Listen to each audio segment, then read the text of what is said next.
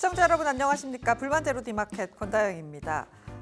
이틀 동안 올려붙였던 지수를 이렇게 또 하루 만에 반납할 일인가 싶습니다. 미국이 휴장을 하고 딱히 재료가 없는 상황 속에서 역시나 흘러내려버린 시장입니다. 그래도 장 초반에는 좀 버텨내나 싶었는데 막판으로 갈수록 코스닥 중심으로 조금 더 빠지는 모습이 나타났죠. 아시아 시장 전반적으로 굉장히 관망세가 짙은 모습이었는데 그거에 비해서 우리 시장이 조금 더 많이 빠진 모습도 아쉽게 보여지고 있습니다. 일단 일본 시장부터 살펴보도록 하겠습니다. 역시나 일본이고 중국이고 큰 흐름을 가져가지는 못합니다. 미국의 고용 지표를 확인하고 움직이겠다라는 관망세가 좀 시장을 누르고 있는 것 같습니다. 니케이 시장 살펴보시면 제가 차트 열어놨는데요.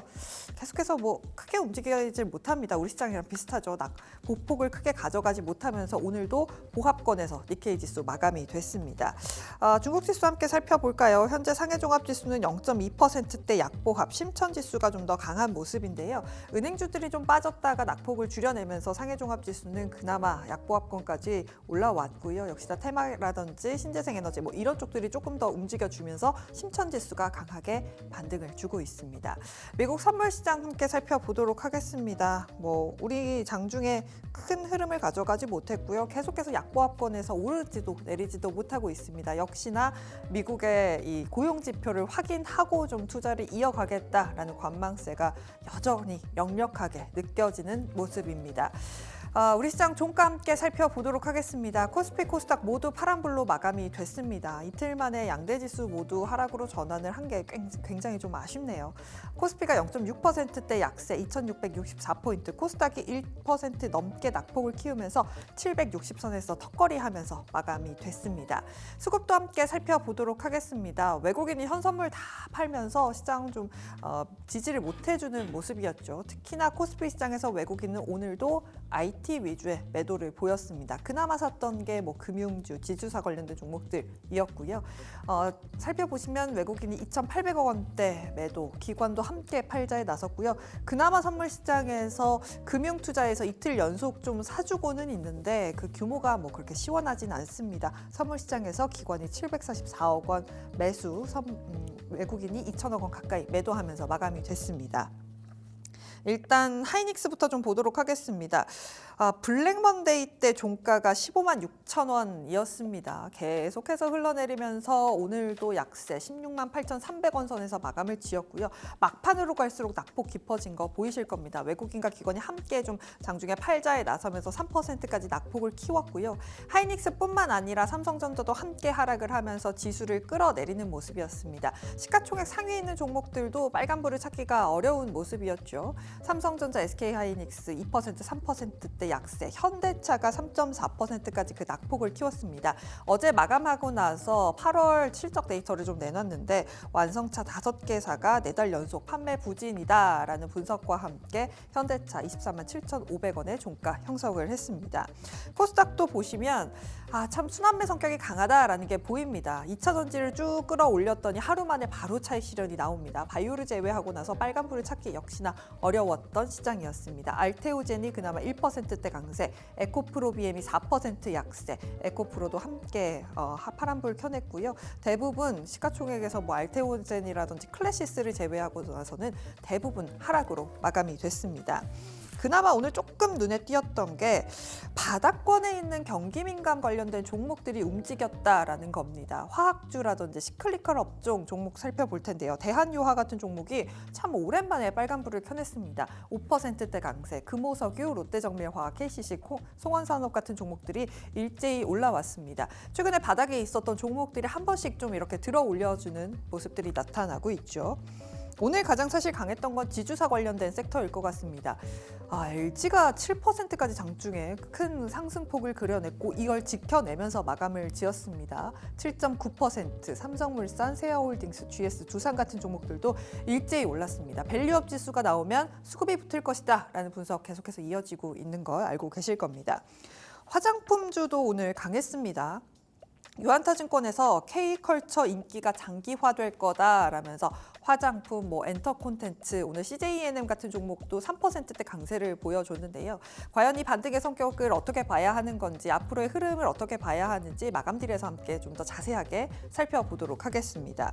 마지막으로 강원랜드 좀 볼까요? 8월 12일부터 기관이 꾸준히 매수하면서 차트 계속 올라오고 있습니다. 3주간의 수익률 보시면 14%의 수익률을 기록하고 있는 거 보이실 텐데요. 이뿐만 아니라 오늘 카지노 관련된 종목들의 흐름이 좋았습니다.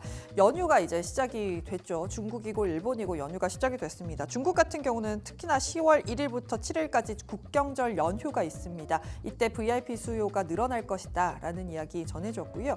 일본도 쉬는데 이걸 길게 쉬지는 않습니다만 주말을 껴서 월요일에 연휴가 쭉 붙어 있다 보니까 중국이고 일본이고 수요가 늘어날 수 있다라는 분석과 함께 강원랜드, GKL, 파라다이스 일제히 상승하면서 마감을 지었습니다. 지금까지 우리 시장 쭉 정리해봤습니다.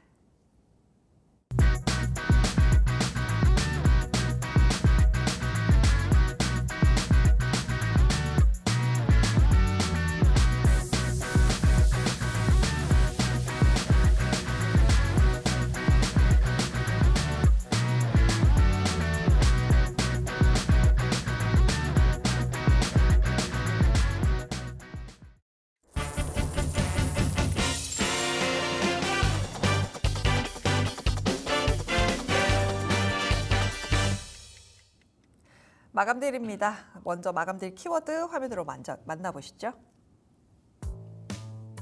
네, 오늘의 키워드입니다. 쨍하고 해뜰 날 돌아왔단다. 화장품주 컴백홈 최대수 해주는 이라고 잡아봤습니다. 과연 쨍하고 해뜰 날이 다가온 건지 위즈웨이브의 이건희 대표와 함께 이야기 나눠보도록 하겠습니다. 안녕하세요. 네, 안녕하세요. 제가 노래 불렀는데 좀 웃어주시면 안 됩니까? 네, 웃었습니다. 예. 네, 노래 잘하시네. 네. 음정박자 다 맞고. 네. 일단 화장품주 쨍하고 해뜰 날이 진짜 온 건지 궁금한데 지금 오늘의 이 화장품주의 반등을 어떤 성격이라고 분석을 하세요? 일단 화장품주의 가장 큰 특징은 뭐였냐면 올해 이제 올 초에 상반기 굉장히 좋았는데 지금 6월부터 9월까지 이제 한 개 분기 동안 좀 쉬었습니다. 그러니까 한마디로 지금 실리콘2가 1분기 실적이 서프라이즈가 나오면서 그때부터 6월까지 달렸고요. 그 다음부터 조금 이제 횡보 구간을 거치고 있었는데 일단 지금 이런 거죠. 그러니까 그 애널리스트 분들이 열심히 공부를 안 해서 팔로우를 제대로 못 해가지고 엄청난 실적이 나왔습니다. 네. 실리콘2가 예상치에 거의 2배 가까이 나왔습니다. 영업이익이. 그래서 놀래가지고 주가를 올리기 시작했죠. 네. 그래서 한 만 원대 중반부터 5만 원대까지 올렸다가 지금 왜 실리콘2를 먼저 말씀드리냐면 네. 실리콘2가 불을 붙여서 나머지 종목들이 다 따라간 거라고 보시면 됩니다. 그래서 5만 4천 원까지 갔다가 그 뒤로 지금 보시면 쭉 약간 아래로 살짝 내려가면서 지금 횡보 구간을 거치고 있죠. 네. 이제 이거를 좋게 말하면 기간 조정이라고 하고 나쁘게 말하면 사리가 나온다 뭐 이렇게 얘기할 수 있는 건데 이게 지금 그 사이에 그럼 7월 수출 데이터는 어땠길래 이러냐?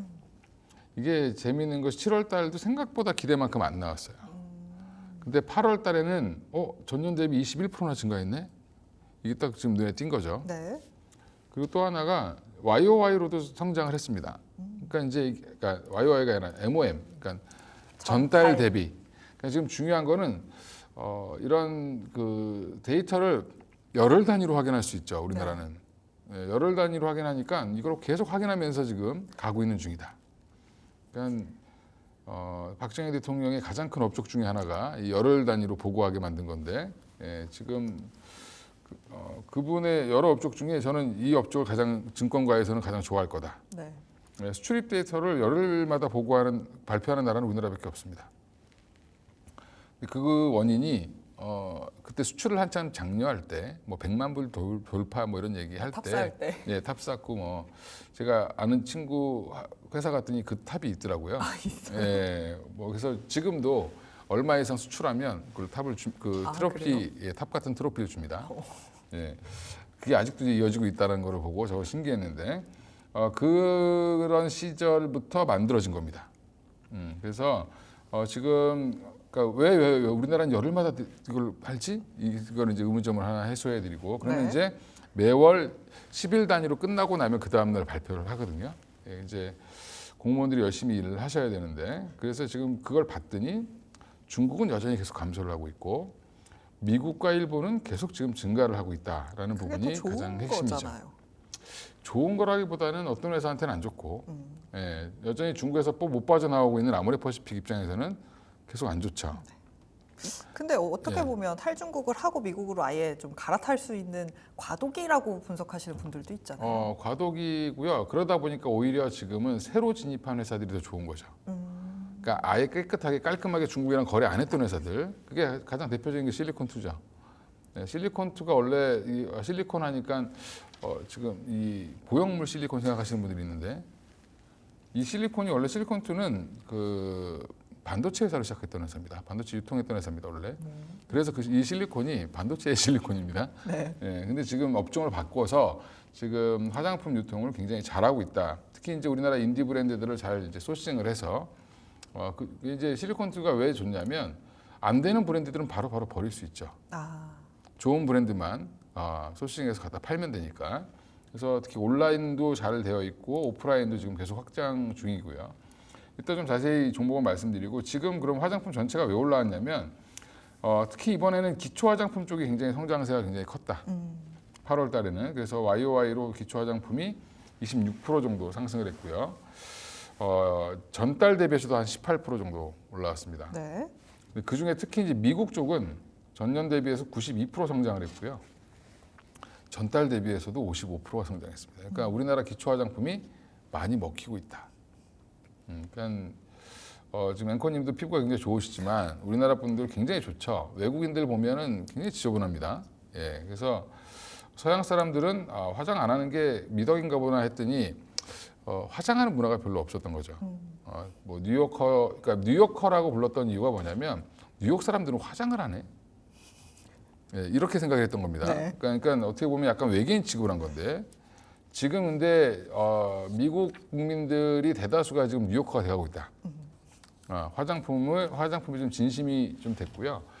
예전에는 그냥 존슨앤존슨 뭐 이렇게 바디크림 같은 거, 그 얼굴도 바르고 뭐 온몸에 다 바르고 트면 바세린 바르고 뭐 이랬습니다 그냥. 이러던 분들이 이제 스킨과 로션을 구별하기 시작했다. 네. 예, 거기에 이제 에센스까지 들어가면 이제 굉장히 이제 화려해지는 거죠. 예, 이런 부분들이 지금 미국에서 굉장히 좋아지고 있다라고 보시면 될 것 같고요. 그래서 미국 쪽으로 그다음에 일본도 지금 굉장히 좋은데 미국 쪽 특히 일본 쪽에 일본 쪽은 예전부터 우리나라께 인기였는데 네. 지금 미국 쪽으로 특히 많이 매출 비중이 높은 회사들 중심으로 해서 지금 주가가 더 빠르게 올라오고 있다라고 이제 이해하시면 될 것 같습니다. 네. 일단 뭐 말씀해 주신 대로 사실 한국 여자들의 특징, 뭐 아시아권 여자들이 구분하는 방법 중에 하나가 피부 좋은 사람이 한국인이래요. 네, 맞습니다. 예, 그런 이야기가 나올 정도로 사실 K뷰티에 대한 관심도가 굉장히 높아져 있는 상황 속에서 미국 쪽 매출이 잘 나오는 종목들을 위주로 지금 움직이고 있는 상황입니다.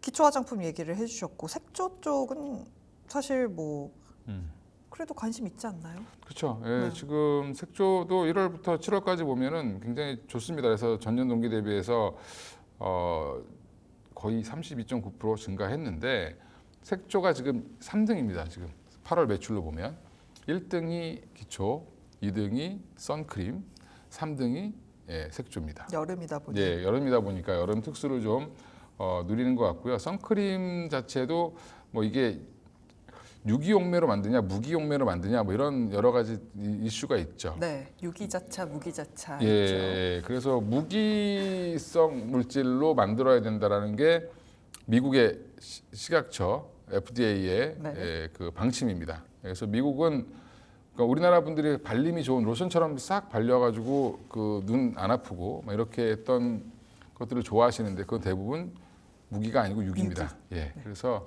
이게 이제 피부에 안 좋은 영향을 줄 수 있다라고 해서 무기성 재료를 써야 된다라고 해서 관련돼서 뭐 선진 뷰티 사이언스 이런 종목들이 막 움직였었는데 지금은 다 빠졌죠. 예, 근데 지금 아마 그쪽도 3분기 실적이 어떻게 나오느냐에 따라서 반등은 나올 거로 보고 있고요. 여전히 색조 브랜드, 색조 화장품도 인디 브랜드 중심으로 계속 성장세는 지속되고 있는데 특히 이제 그럼 색조하면 생각나는 회사가 어디 있죠 브랜드가? 예, 주로 외국 브랜드는 맥이 예, 네. 그렇죠. 그런 브랜드들이 예, 있죠. 맥은 항상 백화점 가면 뭐 자꾸 이렇게 사람 앉혀놓고 칠하고 있더라고요. 예, 근데 우리나라에서는 색조가 이제 어떻게 보면은 그닥 그렇게 유명한 브랜드는 없었는데 외국 회사보다 훨씬 더 좋은 저렴한 가격에 지금 잘 공급을 하고 있고요. 특히 이제 우리나라 CNC 인터내셔널이 색조 쪽으로 굉장히 네. 강합니다. 특히 이제 입술 쪽이죠. 예, 그 예, 그 틴트 뭐 이런 거 있죠. 예. 그래서 저는 옛날에 루즈라 그랬는데, 예, 뭐가 이렇게 많이 생겨 립스틱 뭐 실제과는 시작해가지고, 다릅니다. 예, 틴트 뭐 굉장히 많더라고요. 그래서 저도 보면서 네. 계속 지금 예. 남자다 뭔가 보니까 싶으셨군요. 예, 힘듭니다. 힘든데 여전히 지금 종류가 많아졌다. 한마디로 여성들이 좀 바르기 편하고 조금 더 발림성이 좋고 네. 뭐 생활할 때 이제 그 좀 편리할 수 있게 개발을 한 것 같습니다. 제가 볼 때는 네. 예전에 이제 립스틱은 굉장히 뭐 잘 묻어가지고 예, 좀 안 좋았었죠. 근데 이제 이런 인디 브랜드 중심으로 계속 성장을 지속 중이고요. 또 하나가 이제 지금 그러면 이제 투자를 뭘 해야 되냐? 네가 이제 그렇죠. 얘기하는 거 알겠는데 뭐 다 알지 뭐 너보다 내가 더 잘하는데 이렇게 얘기하시는 분들도 많으실 텐데 올리브영 가보면 뭐 거기 들어가 있는 브랜드도 엄청 많습니다. 엄청 근데 많아요. 제가 예전에 화장품주 처음 2014년 이럴 때 투자할 때만 해도 어느 회사 거 어느 브랜드 이런 걸 찾으면 됐는데 지금은 너무 브랜드가 많아서 이제 뭐 등록된 예. 브랜드가 몇만 개 아닌가요? 예, 지금? 그래서 이게 도대체 어디야? 이게 찾기가 어렵습니다. 그래서 VT 같은 종목 정도만 상품으로 지금 접근이 가능하다고 저는 개인적으로 생각하고 있고요. 오히려 거기는 이제 뭐 리더샷 이게 굉장히 유명하니까 네. 그것도 지금 보면 명동에 가 보면 그걸 사려고 막 그 외국인들이 서죠. 줄을 서져 있더라고요. 그러니까 제가 저도 사기 힘들어요. 예, 그러니까 한국 사람도 사기 힘들죠.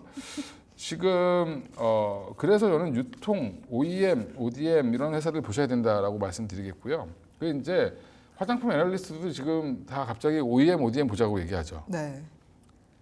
본인들도 힘들어서 그런 겁니다. 예. 그래서 지금 보면 유통으로 실리콘2가 가장 대장이고 그럼 실리콘2가 지금 그러면 여기서 반등을 줄 거냐? 저는 줄 거라고 보고 있고요.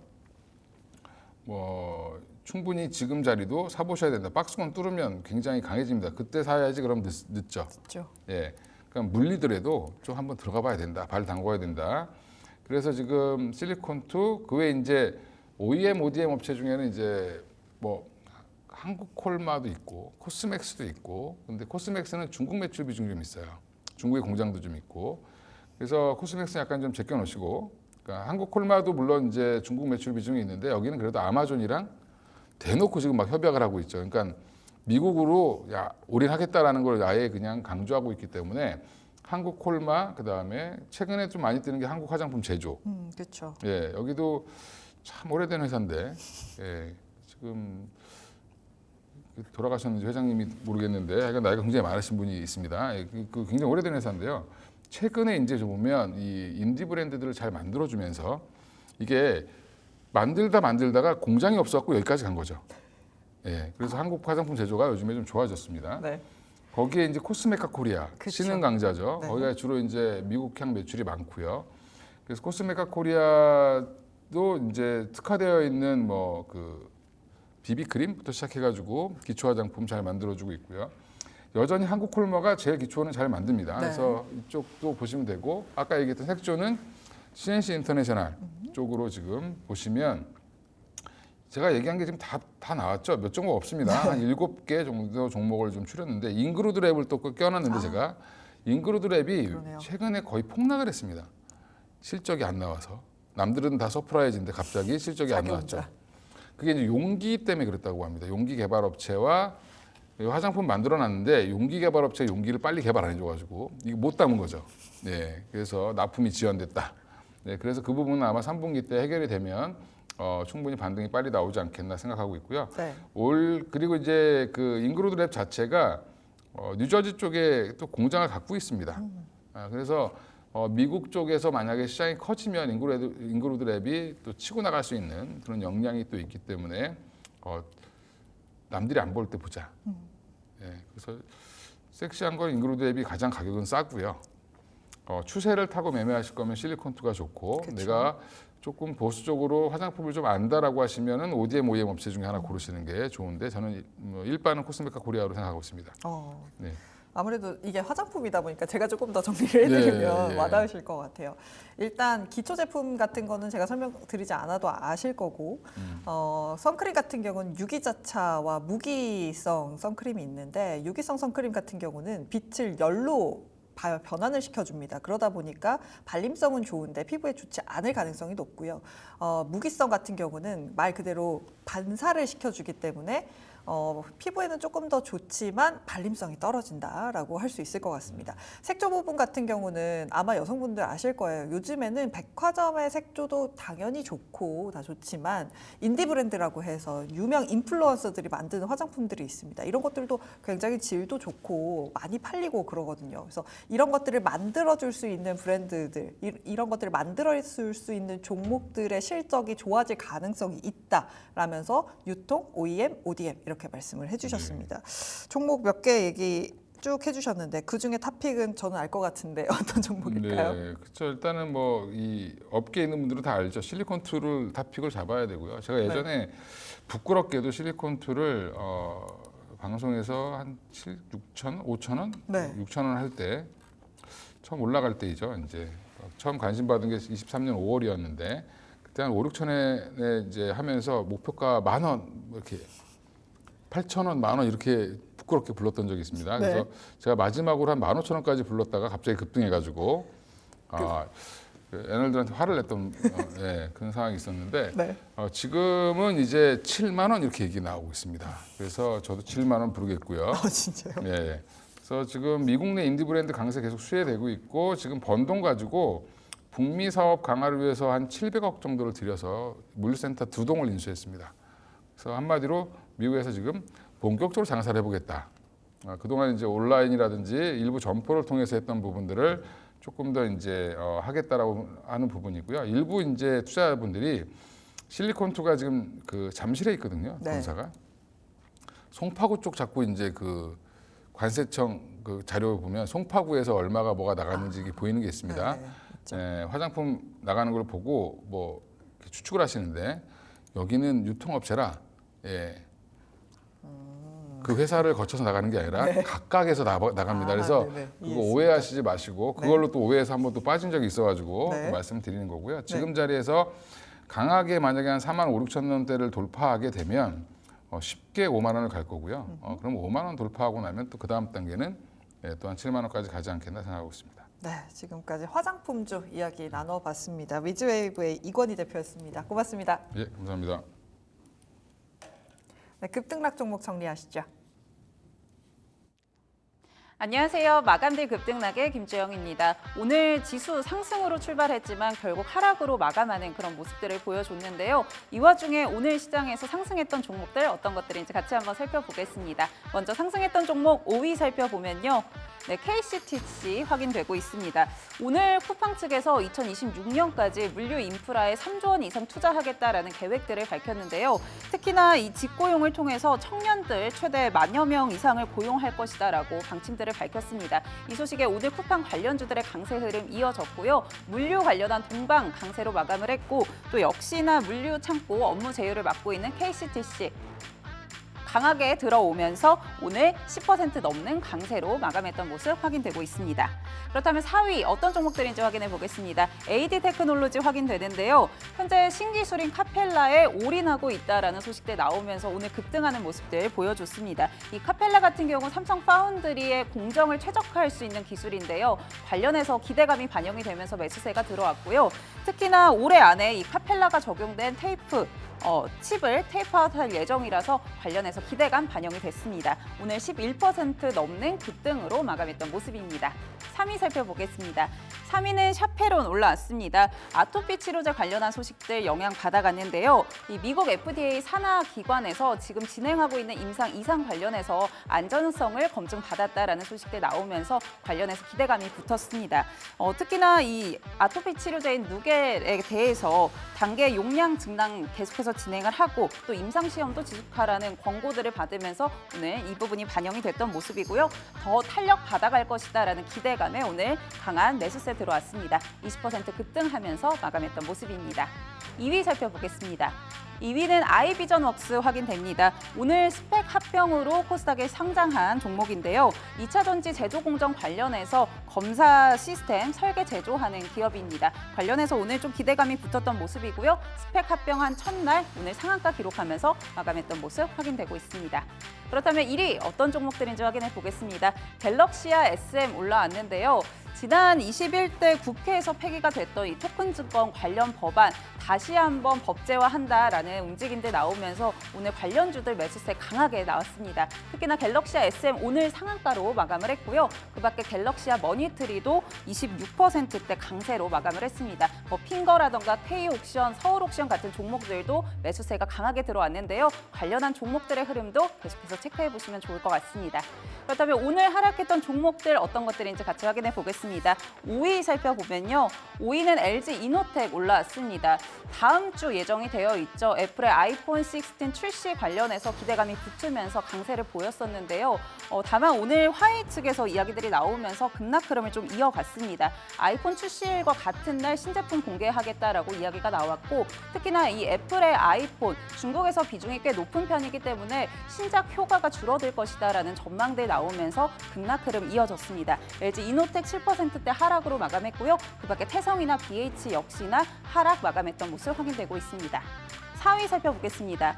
4위는 한빛소프트 올라왔습니다. 그동안 이 딥페이크 관련한 종목으로 계속해서 부각이 됐었는데요. 무려 14거래일 연속 강세 흐름을 이어가기도 했었습니다. 다만 30일부터는 투자 경고 종목으로 지정이 되면서 3거래일 연속 약세로 마감했던 모습인데요. 오늘 역시나 9% 넘게 밀리면서 마감했습니다.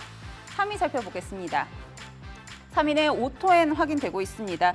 지난 현대차의 인베스터 데이에서 이 신사업의 SDV 계속해서 추진해 나가겠다라고 이야기를 했고 또 소프트웨어 기반의 이 페이스카 2026년에 출시할 것이다라는 기대감이 붙으면서 관련 종목에 좀 매수세가 강하게 들어왔는데요. 특히나 오토엔 같은 경우 현대차 사내 벤처에서 출시가 시작이 됐었기 때문에 강하게 기대감을 받았던 모습입니다. 오늘 같은 경우 차익 실현 매물 나오면서 10%대 넘게 밀렸던 모습 확인되고 있습니다. 2위 살펴보겠습니다. 2위는 DXM-VX 올라왔습니다. 유상증자 관련 소식들 영향 받아갔는데요. 앞서서 발표했던 이 유상증자 계속해서 진행이 되고 있는 모습인데 최근에 주가가 상승을 하면서 1차 발행가 대비해서 이 최종 발행가액 높게 결정될 것이다라는 이야기들 나오면서 기대감이 좀 붙기도 했었습니다. 다만 DXM-VX 역시나 유상증자 소식이기 때문에 오늘 매도세 강하게 나왔고요. 10% 넘게 밀리면서 마감했던 모습 확인되고 있습니다. 1위도 살펴보겠습니다. 이엔셀 올라왔습니다. 23일에 상장한 이후에 그간 계속해서 급등 흐름을 좀 이어갔었던 이엔셀인데요. 6거래일 만에 공모가 대비해서 149% 이상 상승하는 모습 보여주기도 했습니다.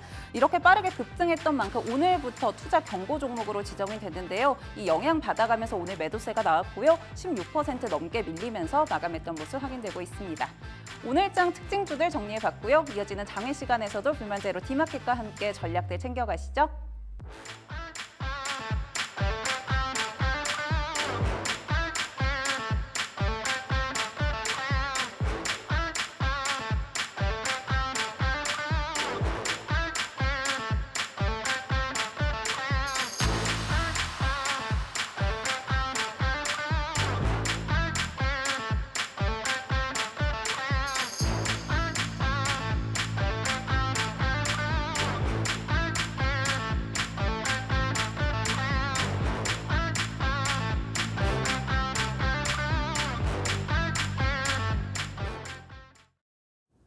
앵커의 산책입니다. 오늘은 IT 살펴보도록 하겠습니다. 엔비디아가 실적을 발표하고 나서 사실 무언가 IT에 긍정적인 이슈가 될 만한 것들을 찾기 어려운 상황입니다. 함께 자세하게 살펴보시죠. 일단 지금 보고 계시는 이 표는 엔비디아 주가와 데이터 센터의 매출액과의 비교입니다. 함께 올라가고 있죠. 데이터 센터 매출액이 올라가면 주가도 함께 상승을 합니다. 이번에 실적 발표하고도 사실 실적이 나쁘지 않았습니다. 자사주 매입까지 이야기를 했습니다만 사람들의 눈높이가 너무나 높아져 있고 그리고 무한한 상승을 할 수 없다라는 점에서 IT 전반적으로 좀 투심이 축소되고 있는 그런 상황입니다. 그런 가운데 엔비디아 실적 내에서 좀 눈여겨볼 만한 내용들이 있었는데요. 두 가지로 정리할 수 있을 것 같습니다.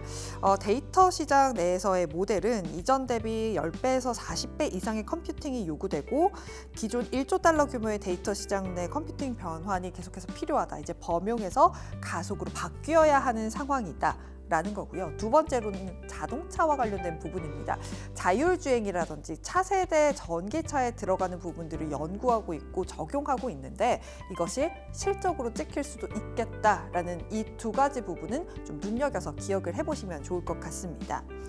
하지만 이런 가운데 엔비디아의 상황과는 다르게 빅테크 기업들이 과연 AI를 계속해서 더 투자할 것인가에 대해서는 좀 물음표가 찍혀 있습니다.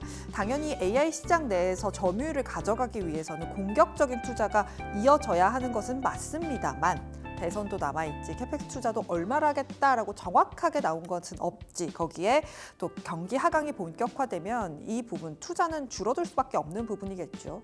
이 때문에 과연 IT가 더 성장할 수 있을까에 대해서는 의견이 굉장히 많이 갈리고 있는 상황입니다. 증권사별로 함께 살펴보도록 하겠습니다. 첫 번째로는 NH 보도록 하죠. NH에서는 엔비디아 주가와 디커플링을 위해서는 레거시 메모리 부분을 살펴봐야 한다라고 밝혔습니다. 그렇기 때문에 밸류 부담이 낮거나 하반기 실적을 가져갈 수 있는 업체들을 봐야 한다라는 의견을 내놓기도 했습니다. 두 번째로는 신한투자증권 함께 살펴보도록 하겠습니다. 반등이 시작이 된다면 아마 IT 중소형주를 좀 봐야 할 것 같다라면서 세 가지를 이야기를 했습니다. IT 기술 변화를 수혜를 받을 수 있냐, 전공정 캐펙스 낙수 효과를 받을 수 있냐, 그리고 내년 실적까지도 잘 나올 수 있냐 이 세 부분을 보면서 투자해야 한다라고 했고요. 그래서 최선호주로는 PSK홀딩스와 STI 두 종목 제시를 했습니다. 다음으로는 현대차증권의 리포트도 살펴봤는데요. 좀 긍정적인 내용들이 꽤나 있었습니다. 파운드리 성장률 계속해서 상회하고 있고 범용 제품 가격 오르고 있고 미국 대선 결과를 보고 중국에서 계속 리스타킹을 하고 있기 때문에 레거시 부분 나쁘지 않을 것이다 라고 보고 있었고요. HBM의 경우 가속기 수요에 힘입어서 하반기에서 계속해서 성장할 수 있다 라면서 최선호주 IT 투톱 제시를 했습니다. 다올 같은 경우도 긍정적인 이야기를 내는데요. 업황 고점 자체를 26년 2분기라고 보고 있었습니다. 그때까지는 계속 성장한다라는 거겠죠. 엔비디아의 차세대 제품 스케줄이 바뀐 게 없기 때문에 HBM 출하 계속 이어질 거고 그렇게 되면 성장 이어질 것이다 라고 이어서 이야기를 했고요. 25년 실적 방향성이 좋은 종목 위주로 비중 확대할 수 있겠다라면서 최선호주로는 SK하이닉스 제시를 했습니다. 그리고 DS에서는 온디바이스 쪽을 좀 이야기를 했습니다. AI 관련해서 이번에 아이폰에서 신제품이 나오죠. 온디바이스 AI가 나오면 이걸 기점으로 B2C AI가 폭발적인 성장을 이어갈 것이다 라고 했는데요. AI 같은 경우는 계속해서 D램에 접속을 해 있기 때문에 D램 사용량 증가가 이어질 것이다 라는 분석을 내놨습니다. 스마트폰과 PC의 기기당 메모리 탑재 용량이 올라가게 되면 당연히 실적도 좋아질 수밖에 없겠죠. 그런 부분에서 파크 시스템즈와 PSK홀딩스 두 종목을 긍정적으로 보고 있었습니다. IT에 대해서는 엇갈린 시각입니다만 그래도 종목들은 계속 볼 수 있다라는 게 공통적인 의견인 것 같습니다. 과연 IT주들이 하반기까지 흐름을 가져갈 수 있을지 계속해서 지켜보시면 좋을 것 같습니다. 지금까지 앵커의 산책이었습니다.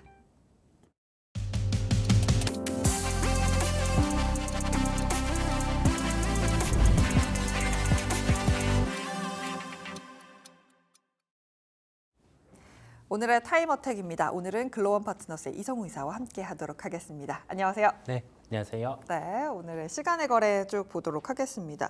지금 보니까요, 한국정보인증, 한화투자증권 뭐 이런 종목들이 움직이는 거 보니까 STO 관련된 종목들이 또 시간외에서 막 움직이고 있는 것 같네요. 네, 이 부분을 법제화를 재추진한다라는 소식이 알려졌고 네. 그리고 나서 이 조각 투자 관련해서 MTS죠, 모바일 트레이딩 시스템 쪽으로 거래가 가능하도록 증권사에서 추진하고 있다라는 점이 단독 보도로 나타났습니다. 그렇다 보니까 시간외로 지금 비트코인 관련되었던 종목들 같은 경우가 STO와도 연결이 되다 보니까 강세를 나타내는 상황이고요.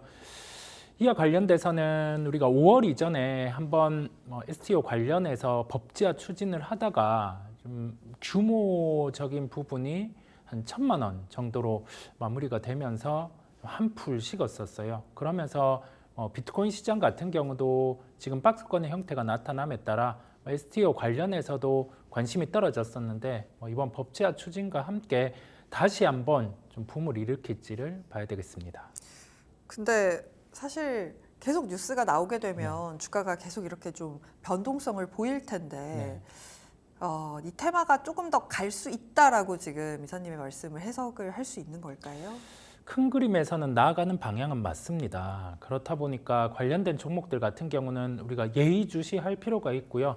그다음에 이번 시장의 유동성 시장의 끝은 비트코인이 피날레를 나타낸다고 봅니다. 그와 연결해서 우리 STO는 우리나라 시장에서도 지금 주식시장 같은 경우가 조금 둔화가 되어 있는 상황이죠. 네. 증권사 입장에서는 또 다른 먹거리 같은 경우를 찾는 상황이다 보니까 이 주변 환경을 놓고는 STO 같은 경우가 충분히 부각이 될 수 있고 장기화로 이 STO 같은 경우는 관심을 가지고 살펴봐야 됩니다. 단기 테마일 수도 있지만은 이 시세 그냥 시세 급등 나와서 여기에서 종목 같은 경우로 매매하기보다 큰 그림에서 한번 관련된 조각 투자와 관련된 부분을 공부해 보시면 이게 왜 나아갈 방향성인지 감이 잡히실 거거든요. 네. 그래서 좀 의미 있게 살펴보시면 되겠습니다. 증권사에서 만약에 거래가 된다면 말씀해 주신 대로 지금 거래대금도 떨어져 있는 상황에서 새로운 먹거리를 새로운 카시카우로 가져갈 수 있는 부분들이 있기 때문에 지금 종목들이 움직이는 거라고 해석을 할 수 있을 것 같습니다. 시간의 거래 계속해서 보고 있는데요. 지금 그리드위즈가 시간 외에서 3%대 강세를 나타내고 있습니다. 오늘 같은 경우 사실 장중에는 약보합권으로 거래를 마감한 걸로 제가 확인을 했는데요. 그리드위즈 어떻게 보세요? 특별한 부분이 있다라고 하기보다 지금 신규 상장주라든지 유동성이 좀 떨어져 있는 종목들 같은 경우가 큰 이유 없이 시간외로 반등을 나타내는 경우가 있습니다. 그러면 우리가 캐치해 봐야 될 게 시간의 강세가 명분이 있는 종목들이죠. 어떤 재료가 있을 때 STO처럼 움직인다라고 하면 관련된 종목들은 모멘텀이란 게 더해지기 때문에 다음 거래일까지 가지고 갈 수 있는데 그렇지 않고 그냥 시세가 나는 종목들 같은 경우는 시간내로 매도하는 게 낫습니다. 이 부분을 연결해서 모멘텀이 있냐 없냐, 재료가 있냐 없냐, 지속성은 어느 정도냐, 무게는 어느 정도냐 그걸 고민해 보시면 답이 나오실 거라 보입니다. 네, 참 그리드위즈 같은 종목들은 사실 시간에서 굉장히 많이 움직였던 종목이라서 좀 여쭤보고 싶었습니다. 지금 시간의 거래 순위 코스피 시장에서 살펴보면요. 지금 삼성전자랑 SK하이닉스가 거래량이 이렇게 올라오는 경우가 제가 많이 없었던 것 같은데 지금 코스피 시장에서 시간의 거래량 3위가 삼성전자고요. SK하이닉스도 지금 14위에 올라와 있거든요.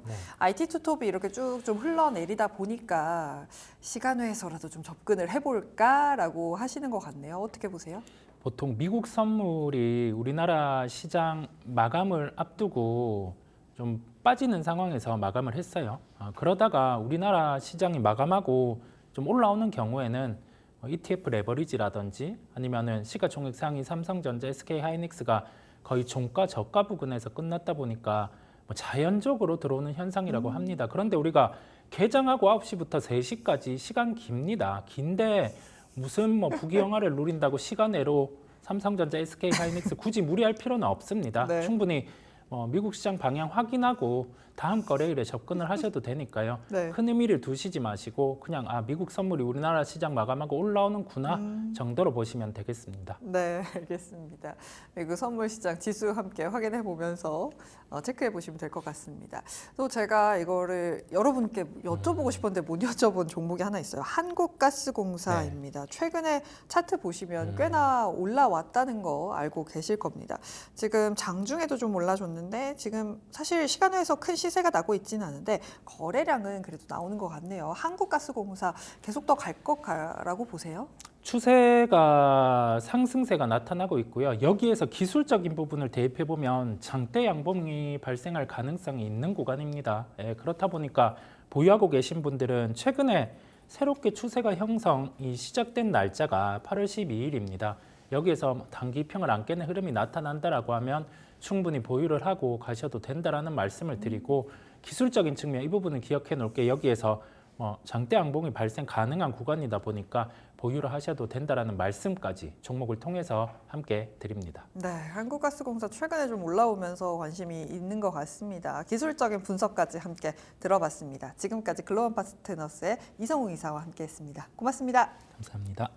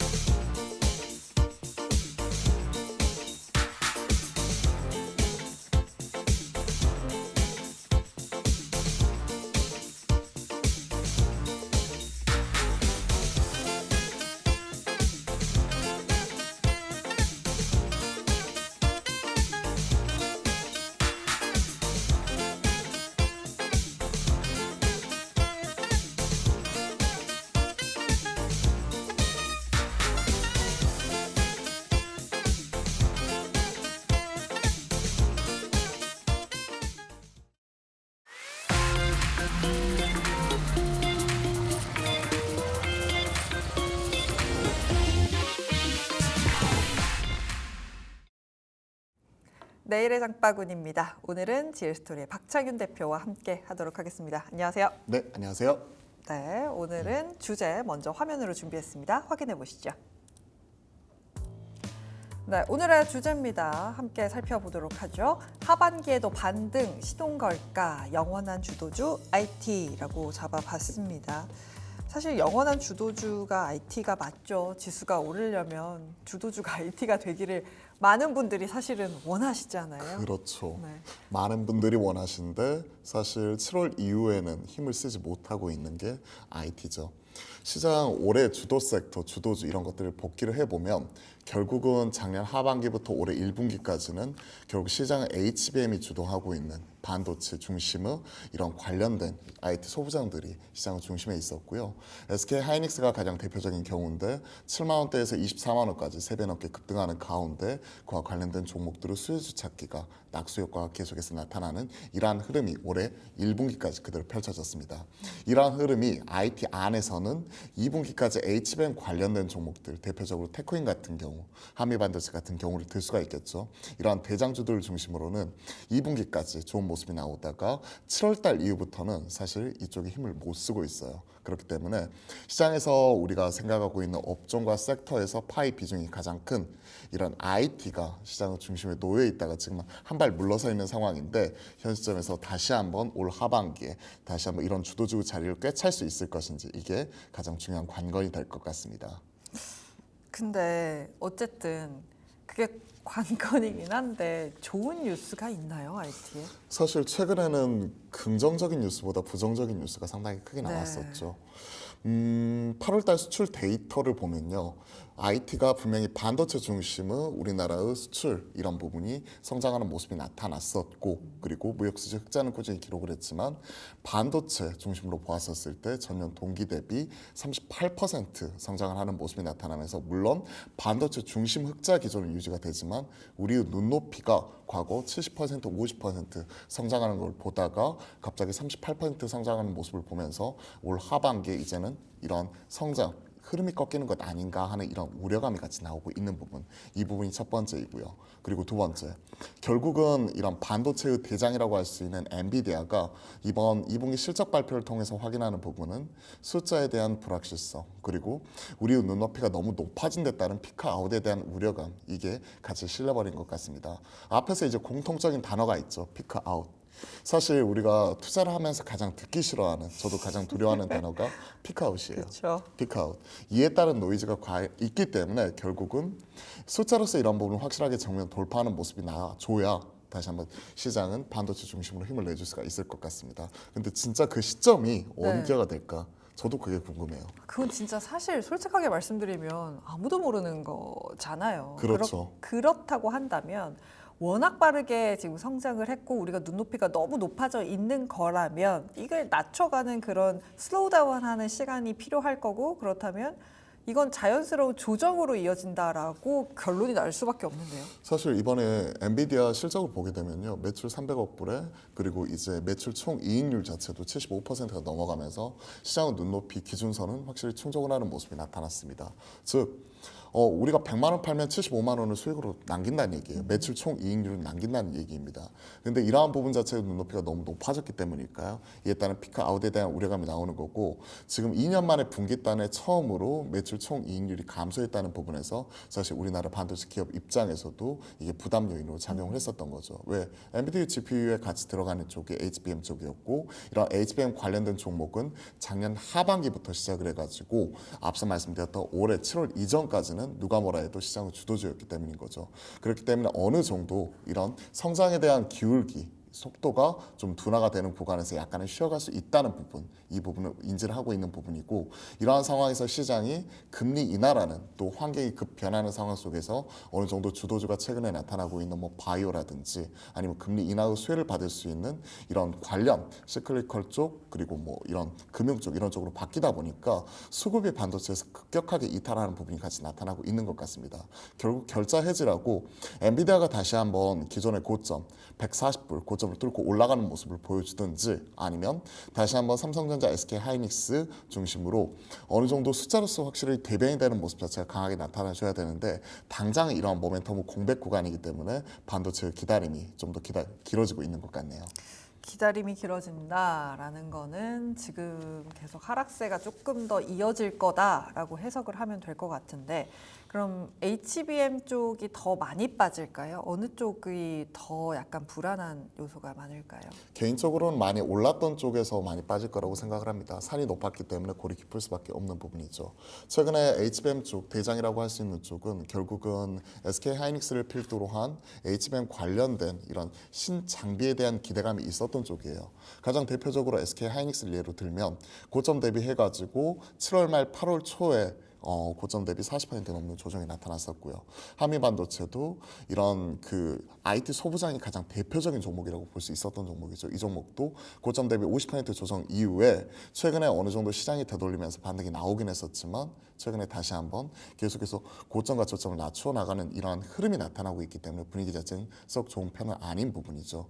그러한 상황이기 때문에 어느 정도 이런 대장주들이 다시 한번 고점을 넘어서는 모습 자체가 나타나줘야 시장에서는 다시 한번 반등 회복이라도 그 시동이라도 걸 수 있을 것 같습니다. 결국 엔비디아가 140불 갔다가 뭐 120불까지 130불까지 반등했다 120불까지 떨어지면서 왔다 갔다 하는 모습도 보여주고 있고, 하이닉스도 뭐 고점 대비해서 상당 부분 조정이 나온 이후에 지금 바닥다지기 하는 모습인데, 결국 숫자로서 이런 부분을 증명을 해야 된다고 생각을 해요. 결국 그렇게 본다면 3분기 숫자에 대한 눈높이가 집계가 되는 시점은 결국은 9월 중순 이후이고, 그리고 10월 초 정도 되면 삼성전자의 잠정 실적 발표를 하게 되잖아요. 이때 이후에 뭔가 숫자로서 어느 정도 반전은 실마리 이런 부분을 찾아봐야 될 거라고 생각을 하고 있습니다. 3분기 실적 확인할 때까지는 지금 뭘 어떻게 할 수 없는 상황이다. 그렇기 때문에 일단 삼성전자, SK하이닉스가 박스권에 갇혀 있고, 그러면 시장이 오르지 못하는 상황에서 여기서 IT에서 수급이 빠져나온다면 최근에 이어졌던 모습대로 뭐 2차 전지가 한번 올랐다가 바이오가 한번 올랐다가 다른 섹터들로 막 이 수급이 한 번씩 돌 텐데, 그렇다면 보유자의 입장에서 지금 비중 축소해야 합니까? 사실 저는 그게 쉽지 않다고 생각을 해요. 비용 축소하실 분들은 사실 제가 6월까지 그러니까 7월 초까지는 H밴 관련된 종목들은 신고가를 경신했지만 그렇지 못했던 온디바이스 관련주, 삼성전자 벤더 내에 있었던 종목들 그리고 IT 소부장의 가장 뭐 대표적인 원익 IPS라든지 그와 관련된 종목들은 오히려 2월, 3월 달에 고점을 형성을 하고 6개월 넘게 지금 조정이 나오는 이러한 상황이고요. 고점 대비해서 즉 올해 연초 대비해서 50% 이상 조정이 나왔던 종목들이 상당하거든요. 그러면 제가 투자자 입장이라도 50% 빠져 있는 현 주가에 이걸 팔고 다른 쪽으로 갈아탈 거야? 바이오로 갈아탈 거야? 이러면 쉽지가 않거든요. 그리고 바이오 투자자들의 투자 이런 그 스타일과 반도체를 투자하시면서 밸류에이션과 실적 숫자를 보시는 투자자분들은 성향 자체는 확실하게 다르다고 생각을 합니다.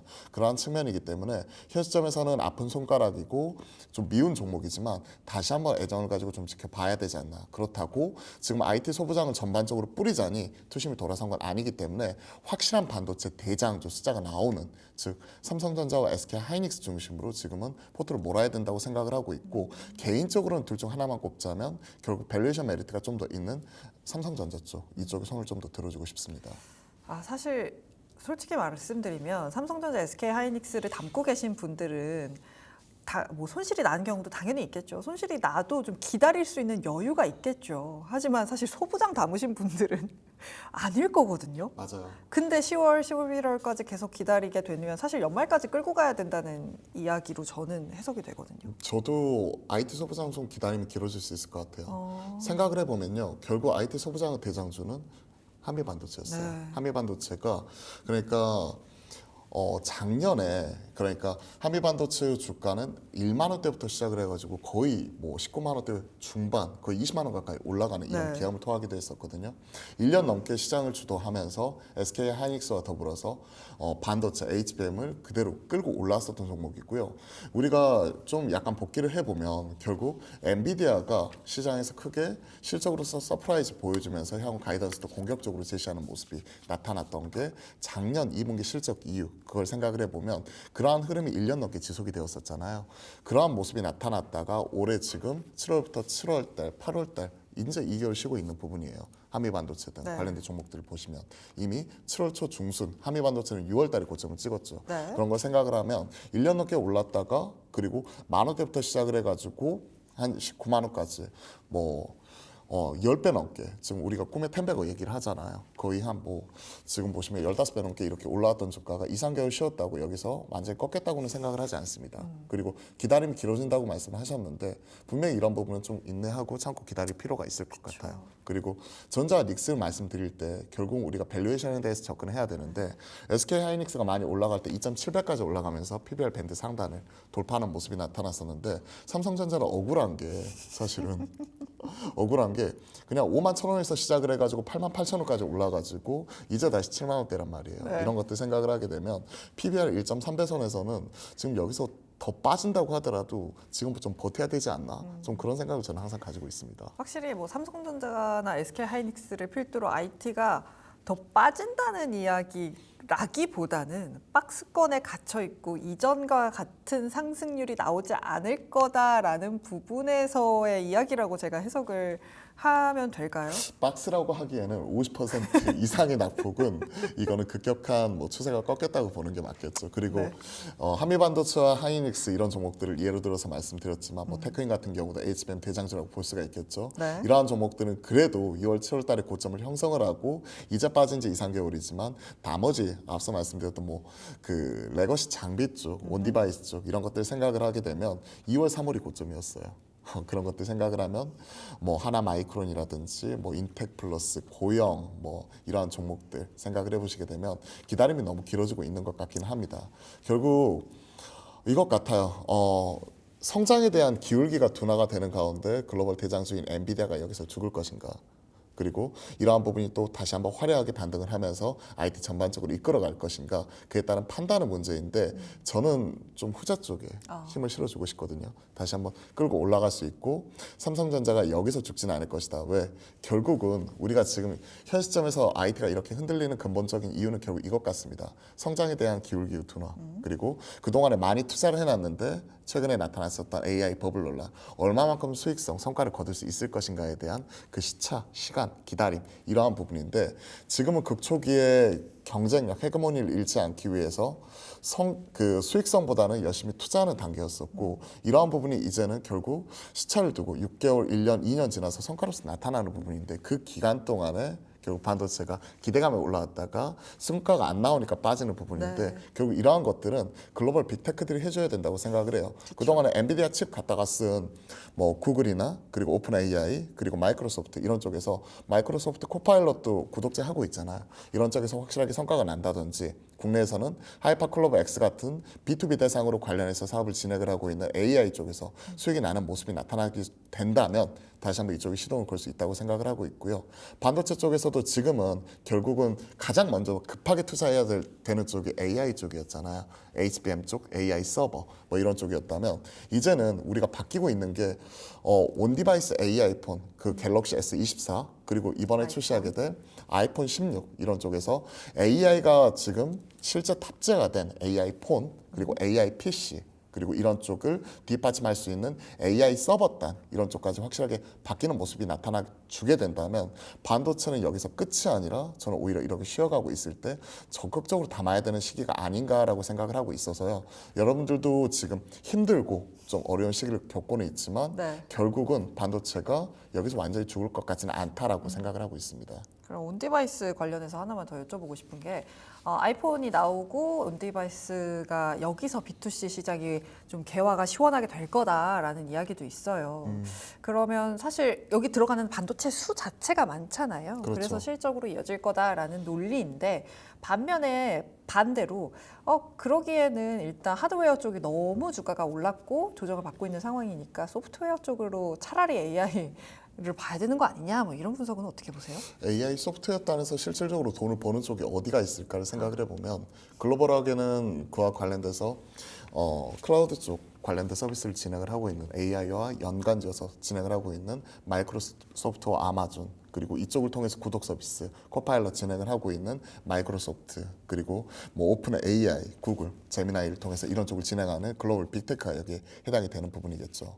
그리고 뭐 삼성전자나 네이버 등 우리 국내 대기업들 이런 쪽이 하고 있습니다.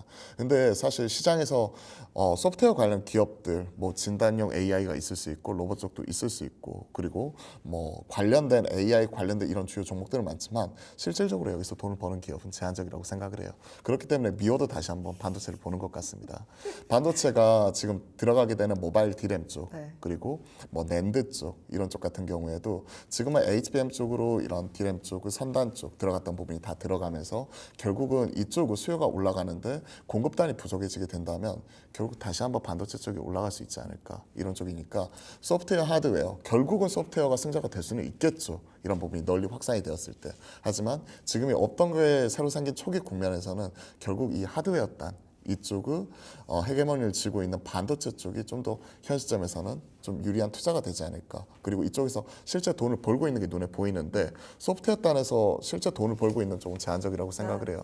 제가 최근에 뭐 탐방 다녀와서 봤었던 쪽에서는 셀비라는 브랜드를 지금 런칭을 해서 관련 사업을 진행을 하고 있는 셀바스 AI 쪽 이쪽이 실제 AI를 통해서 돈을 벌고 있더라고요. 셀비 노트 뭐 이런 뭐 셀비 그 메디보이스 뭐 이런 쪽을 통해서 돈을 벌고 있는데 뭐 그런 쪽이나 아니면 뭐 최근에 뭐 JLK 같은 경우에도 뇌졸중 관련돼서 AI 쪽 진단 이런 부분을 진행을 하고 있는데 이게 결국 시간은 걸리겠지만 결국 돈을 벌 수 있다고 생각을 합니다. 근데 시간이 좀 더 필요하죠. 네. 근데 반도체 D램이나 낸드 이런 쪽은 당장 돈 버는 게 눈에 찍히잖아요. 그리고 작년 뭐 4분기 이후에 SK 하이닉스도 적자의 속재로 돌아섰고 삼성전자도 이번에 10조 4천억 2분기 기록을 하였지만 영업이익단에서요. 지금 3분기 추정치가 13조 그리고 4분기는 14조 이상 이런 부분을 보고 있기 때문에 아직 숫자로 꺾인 부분이 아니고 오히려 숫자는 올라가고 있는데 주가는 떨어져서 밸류에이션이 싸지는 상황에서 AI라는 이런 글로벌 트렌드한 이런 주도력이 좀 더 유지가 된다는 측면을 생각을 해보면 지금 7월 이후에 좀 부진한 모습이 나오고 있는 반도체가 하반기 우리가 좀 시장의 색깔이 바뀌는 즉 금리 인하 국면에서 바이오의 주도권을 일부 내줄 수는 있겠지만 다시 한번 갈 수 있는 판 자체는 분명히 만들어갈 수 있다고 저는 확신을 하고 있습니다. 사실 온디바이스라는 게 어쨌든 사람들이 이걸 사고 들고 있어야 되는 거니까 아무래도 하드단이 아직은 조금 더 실적에 빠르게 찍힐 수 있다라고 정리할 수 있을 것 같습니다. 그렇다면 탑픽 종목 마지막으로 여쭤볼게요. 그렇죠. 뭐 여러 종목들 좀 말씀을 드려보기도 했었는데 결국은 이럴 때일수록 힘들고 어려울 때일수록 대장이 삼성전자 쪽에 집중을 해야 된다고 생각을 하고 있습니다. 삼성전자가 앞에서 말씀드렸다시피 2분기에 서프라이즈를 기록을 했죠. 10조 4천억 기록을 하면서 시장은 눈높이를 크게 비트하는 모습이 나타났었고 3분기에 지금 추정치가 13조 6천억까지 올라가 있고 지금 아무래도 이제 9월 중에 놓여 있기 때문에 10월 초에 삼성전자가 잠정 실적 발표를 앞두고 이에 따른 추정치 상향 변화가 나타날 수 있을 거라고 생각을 하고 있습니다. 그러한 상황에서 놓고 본다면 현 시점에서 단기적인 모멘텀 측면에서도 그렇고 앞에서 말씀드렸을 때 실적은 올라가는데 계속해서 주가는 떨어지고 있어요. 그러면 그에 따른 밸류에이션 메리트 자체가 올라가고 있는데 지금 삼성전자의 시메언스 포워드 PBR 기준으로 놓고 보면 지금 현 시점에서 1.2배 언더예요. 과거 10년치 이런 PBR 기준을 보면 가장 저점이 얼마냐면 0.94배, 0.96배. 이럴 때는 우리가 코로나 때 그리고 또 그와 관련된 또 반도체 다운 사이클일 때 이런 부분이었는데 지금 만약에 포워드 PBR 기준으로 지금 1.2배 언더에서 그 1.1몇 배 이런데 반도체가 적자날 때도 0.96배 이랬거든요. 그런 상황에서 이 정도면 너무 싼 것 아닌가 이런 생각을 가지고 있기 때문에 저라면 지금은 전략적으로 좀 삼성전자를 모아가야 될 때가 아닌가 이렇게 좀 말씀드려보고요. 삼성전자 뭐 이런 부분에 따른 뭐 목표가나 이런 부분에서 시장에서는 뭐 11만 원 이상을 많이 보고 있습니다.